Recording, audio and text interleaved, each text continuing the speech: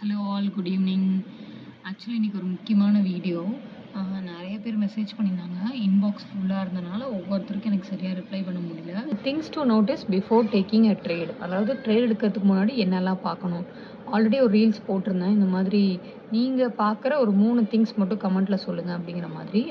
First முக்கியமான விஷயம் வந்து மார்க்கெட்டோட ட்ரெண்டு டைரக்ஷன் தெரிஞ்சுக்கணும். அதாவது இண்டெக்ஸ் ஸ்ட்ரக்சர் வந்து ஹையர் ஹை ஹையர் லோவில் இருந்துச்சுன்னா up trend, lower high lower லோவில் இருந்துச்சுன்னா அது வந்து down trend. Confirm with Bank Nifty and Nifty correlation, அதாவது போத் இந்த சேம் டைரக்ஷன் அப்படின்னா இட் கிவ்ஸ் தி கன்விக்ஷன்.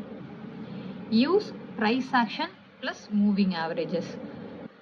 அப்புறம் மார்க்கெட் என்ன ஆகுது அப்படின்னு எங்கிட்ட கேட்டிங்கன்னா எனக்கே தெரியாது. ஆக்சுவலாக நாளைக்கு என்ன ஆகும் அப்படின்னு கேட்டிங்கன்னா எல்லாம் ஒரு கெஸ்ஸு தான். பட் என்ன இருந்தாலும் மார்க்கெட் ஆல்வேஸ் சர்ப்ரைசஸஸ்.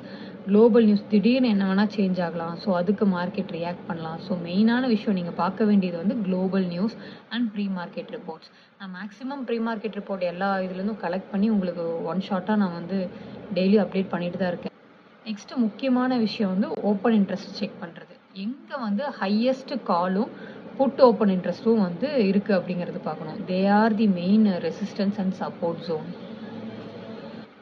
இப்போ புட் ஓப்பன் இன்ட்ரெஸ்ட் வந்து இன்க்ரீஸ் ஆகிட்டே இருந்துச்சுன்னா bulls are adding the support. இப்போ கால் ஓப்பன் இன்ட்ரெஸ்ட் வந்து இன்க்ரீஸ் ஆகிட்டே இருந்துச்சுன்னா பியர்ஸ் ஆர் ஆடிங் ப்ரெஷர்.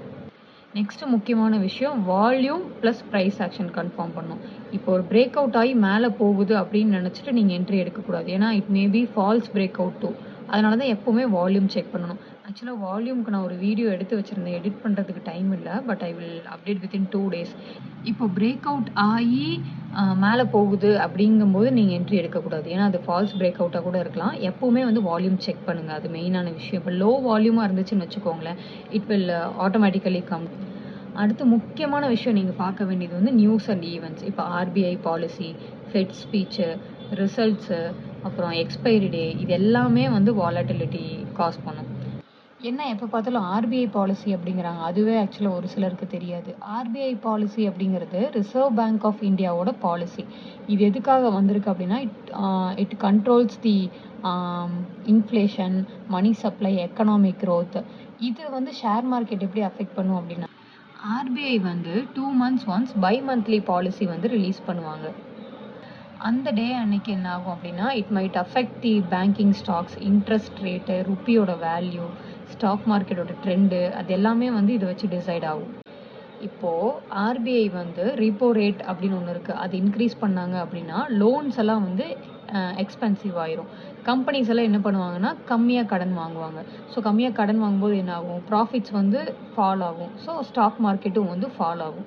இதே வந்து ஆர்பிஐ வந்து ரீப்போ ரேட்டை வந்து ரெடியூஸ் பண்ணுச்சு அப்படின்னா லோன்ஸ் எல்லாம் சீப்பாக இருக்கும். கம்பெனிஸ் வந்து நிறைய கடன் வாங்குவாங்க. எக்கானமி வந்து க்ரோ ஆகும். மார்க்கெட் வந்து ஆட்டோமேட்டிக்காக மேலே போகும். இப்போது வட்டி விகிதம் வந்து ஜாஸ்தியாச்சு அப்படின்னா banks earn more from lending. அப்போ என்ன ஆகும் அப்படின்னா பேங்க் ஸ்டாக்ஸ் வந்து ஆட்டோமேட்டிக்காக ரைஸ் ஆகும். இப்போ வந்து டூ ஹை ரொம்ப ஜாஸ்தியாக இருந்துச்சு அப்படின்னா பீப்புள் வந்து they will borrow less. So loan growth வந்து ஸ்லோ டவுன் ஆகும். இப்போ மிக்சட் எஃபெக்டாக. இதில் வந்து மெயினான விஷயம் என்னென்னா இப்போ ஆர்பிஐ பாலிசி வந்து நல்லா இருக்குன்னு வச்சுக்கோங்களேன், ஒரு அட்ராக்டிவாக இருக்குது அப்படின்னா நல்ல க்ரோத் இருக்குது, இன்ஃப்ளேஷன் வந்து ஸ்டேபிளாக இருக்குது அப்படின்னு சொல்லிட்டு வெளிநாட்டில் இருக்கிற இன்வெஸ்டர்ஸ் எல்லாம் இருக்காங்கல்ல, அவங்களாம் வந்து நல்லா இன்வெஸ்ட் பண்ணுவாங்க. பணம் வந்து நிறையா முதலீடு பண்ணுவாங்க. ஸோ மார்க்கெட் வந்து ஆட்டோமேட்டிக்காக மேலே போகும். இப்போது ரிஸ்க் வந்து அதிகம் அப்படின்னு தோணுச்சு அப்படின்னா இப்போது for example if the policy looks risky அப்படின்னா they will pull out. Market வந்து ஆட்டோமேட்டிக்காக ஃபால் ஆகும். ஃபெட் ஸ்பீச் அப்படின்னா அது வந்து ஃபெட்ரல் ரிசர்வ். இது வந்து அமெரிக்காவோட சென்ட்ரல் வங்கி. இது எப்படி நம்ம ஷேர் மார்க்கெட் அஃபெக்ட் பண்ணுது அப்படின்னா இந்த ஃபெட் வந்து அங்கே அமெரிக்காவில் இருக்கிற inflation, money control, money supply, அப்புறம் இன்ட்ரெஸ்ட் ரேட்டு, இதெல்லாம் வந்து கண்ட்ரோல் பண்ணுறது. இப்போ ஃபெட் வந்து we will increase the interest rate அப்படின்னு சொன்னாங்கன்னு வச்சுக்கோங்க, டாலரில் வந்து இன்வெஸ்ட் பண்ணுறதுக்கு இன்ட்ரெஸ்ட் அதிகமாகும். ஸோ எஃப்ஐஐ அப்படின்னா ஃபாரின் இன்வெஸ்டர்ஸ், அவங்க வந்து அமெரிக்காவில் இன்வெஸ்ட் பண்ணுவாங்க. இந்தியா மாதிரி இருக்கிற கண்ட்ரீஸில் வந்து மணி வந்து வெளியே போகும். அப்போ என்ன ஆகும், இந்தியன் மார்க்கெட் வந்து டவுன் ஆகும். இப்போ வந்து ஃபெட் சேர்மன் வந்து என்ன சொன்னாங்கன்னா we will reduce or pause the interest rate அப்படின்னு சொன்னாங்கன்னா டாலருக்கு வந்து ரிட்டர்ன்ஸ் குறையும்.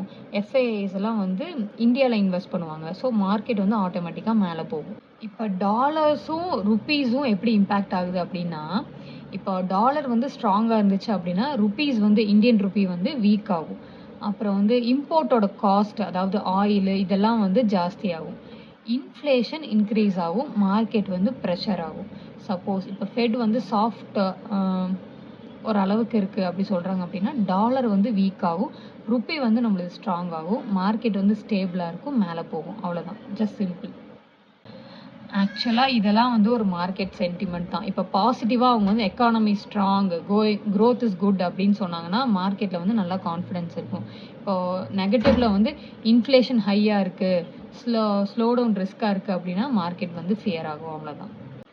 சரி, இப்போ குளோபல் நியூஸு, ஃபெட்டு அதெல்லாம் பார்த்தாச்சு. நெக்ஸ்ட் முக்கியமான விஷயம், மார்க்கெட் ஓப்பன் ஆனோன்னா ஒரு 5 minutes give time to settle down. ஒரு 5 மினிட்ஸ் கழிச்சு ட்ரேட் பண்ணுங்கள். 5 மினிட்ஸ் எப்போவுமே வந்து என்ன அந்த மார்க்கெட்டோட நாய்ஸ் வந்து கொஞ்சம் ரெடியூஸ் ஆகட்டும்.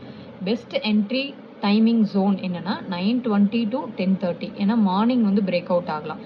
நெக்ஸ்ட் வந்து 1:45 to 2:45. அப்படின்னா ஆஃப்டர்நூன் வந்து ட்ரெண்ட் வந்து கண்டினியூ ஆகலாம், இல்லாட்டி ரிவர்சல் ஆகலாம். அது நீங்கள் நெக்ஸ்ட் முக்கியமான விஷயம் வந்து ஸ்ட்ரைக் ப்ரைஸ் ஆட் பண்ணுறது. இப்போ மார்க்கெட் வந்து 25,800 முடிஞ்சிருக்கு அப்படின்னா 25,600, 25,650, 700, 750, 800, 850, 900 ஒரு அப் அண்ட் டவுன் ஒரு 200 பாயிண்ட்ஸில் வந்து சிஇ பிஇ ரெண்டுமே ஆட் பண்ணி வச்சுக்கோங்க.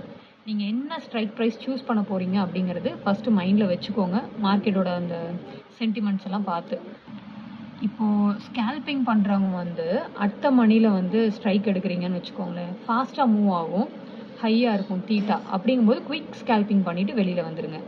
இப்போது டைரக்ஷனல் இன்ட்ராடே மூவ் இருக்குல்ல, அதாவது அப்படி பண்ணுறவங்க வந்து சூஸ் இந்த மணி ஸ்ட்ரைக்.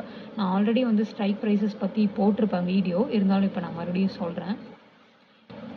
மெயினான விஷயம் என்ட்ரி எடுக்கிறதுக்கு முன்னாடி இந்த 5 விஷயந்தான். ட்ரெண்ட் கன்ஃபர்மேஷன் பார்க்கணும், வால்யூம் பிரேக் அவுட் பார்க்கணும், ஓப்பன் இன்ட்ரெஸ்ட் சப்போர்ட் பார்க்கணும், எந்த டைரக்ஷனில் இருக்குது அப்படிங்கிறதுக்காக, நோ மேஜர் ஈவெண்ட் இந்த நெக்ஸ்ட் 30 மினிட்ஸ் அப்படி இருக்கும்போது பார்க்கணும். ஸ்டாப் லாஸு, டார்கெட்டு ஃபஸ்ட்டு நீங்கள் என்ட்ரி எடுக்கிறதுக்கு முன்னாடி எங்கே என்ட்ரி எடுக்கிறீங்க, எப்போ வெளியே வரீங்கிறது முன்னாடியே மைண்டில் வந்து செட் பண்ணி வச்சுருங்க. எப்படியோ எல்லாத்தையும் பார்த்துட்டு ஒரு வழியாக வந்து ஒரு ட்ரேடுக்குள்ளே என்ட்ரி ஆகிட்டீங்க. இப்போ next how to manage the trade once you enter ஆனதுக்கப்புறம் என்ன பண்ணணும் அப்படின்னா, எப்போவுமே வந்து ட்ரைலிங் ஸ்டாப் லாஸ் போட்டுருங்க. அதாவது don't fix the stop loss forever. அதாவது உங்கள் ட்ரேடுக்கு தகுந்த மாதிரி அதை வந்து அட்ஜஸ்ட் பண்ணுங்கள். ஃபார் லாங்ஸ் அப்படிங்கும்போது trail below the previous candle low. For shorts trail above previous candle high. சரிங்களா? இப்போ ஃபார் எக்ஸாம்பிள் இப்போ பேங்க் நிஃப்டியோட சிஇ வந்து 100 to 150 போகுது அப்படின்னா ஸ்டாப் லாஸ் வந்து 80ல் வச்சுருக்கீங்க அப்படின்னா 120க்கு தள்ளி வைங்க to lock the profits. Next எப்போவுமே வந்து book always partial profit. When your trade gives 50% of the profit, book half and hold the rest. வால்யூமும் ப்ரைஸ் ஆக்ஷனும் பார்த்துட்டே இருங்க. ஓப்பன் இன்ட்ரெஸ்ட் வந்து 30 மினிட்ஸ் ஒன்ஸ் செக் பண்ணுங்கள். இப்போ வால்யூம் வந்து ட்ராப் ஆச்சு அப்படின்னா ப்ரைஸ் வந்து மூவ் ஆகும்போது மொமெண்டம் வந்து வீக் ஆகிட்டு இருக்குன்னு அர்த்தம். இப்போ ஆப்போசிட் சைடில் வந்து ஓப்பன் இன்ட்ரெஸ்ட் இன்க்ரீஸ் ஆச்சு அப்படின்னா ட்ரெண்ட் வந்து சீக்கிரமாகவே ரிவர்ஸ் ஆயிரும். Actually stay active, don't imagine that trade will run forever. Losing ட்ரேடுக்கு ஆவரேஜ் போடாதீங்க. If the trade go against you it is better to exit, don't add more. Averaging வந்து it doubles the emotional pressure and risk. மெயினான விஷயம் ஞாபகம் வச்சுக்கோங்க, you cannot catch the entire move but you can catch the best move. அது கிடைச்சா நம்மளுக்கு போதும். ஒரு நாளைக்கு எவ்வளோ டார்கெட்டோ அதை அச்சீவ் பண்ணிட்டீங்கன்னா வெளியே வந்துடுங்க.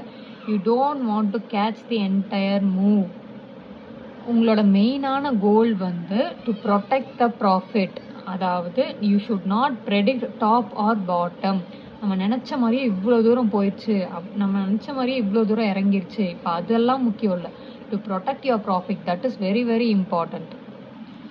நிறைய பேர் மெசேஜ் பண்ணியிருந்தீங்க ஹவு டு ரிக்கவர் லாஸஸ் அப்படின்னு. அதுக்கு தனியாக இன்னொரு வீடியோ நான் கண்டிப்பாக போட்டே ஆகணும். ஏன்னா எனக்கே ரொம்ப சங்கடமாக இருந்தது. நிறையா பேர் வந்து ட்ரேடிங் தெரிஞ்சும் தொலைச்சிருக்காங்க, தெரியாமலும் தொலைக்கிறாங்க. என்ன ஏதுன்னு தெரியாமையே நிறைய பேர் தொலைச்சிட்டு என்னமோ அசால்ட்டாக 15 lakhs தொலைச்சிட்டேன், 10 lakhs தொலைச்சிட்டேன் அப்படிங்கிறாங்க. அவங்களுக்கு எல்லாத்துக்கும் நான் ஒரு வீடியோ போட போகிறேன்.